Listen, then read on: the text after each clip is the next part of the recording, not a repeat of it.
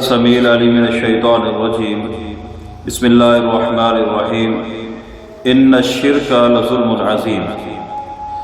شرک بہت بڑا ظلم ہے، دنیا جہان میں اس سے بڑھ کے کوئی ظلم نہیں ہے جتنا بڑا ظلم شرک ہے۔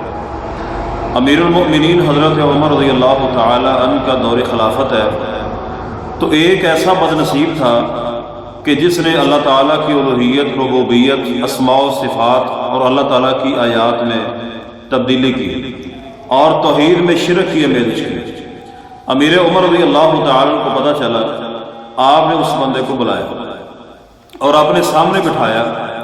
امیر مومنین رضی اللہ تعالیٰ عنہ کا عقیدہ توحید اور غیرت دیکھا۔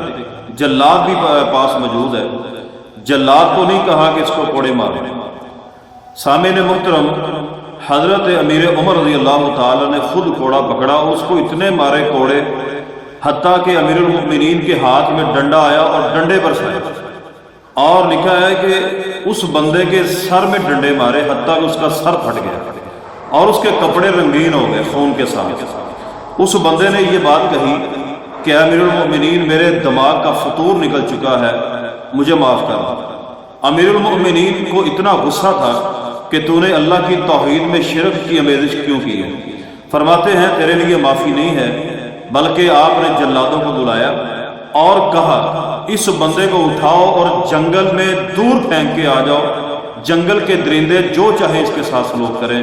تو سامعین محترم، ناظرین کرام، آپ سے ہی میں التماس کرتا ہوں کہ اللہ تبارک و تعالیٰ فرمایا کہ میں ہر گناہ کو چاہوں معاف کر دوں مگر شرک معاف نہیں کروں گا۔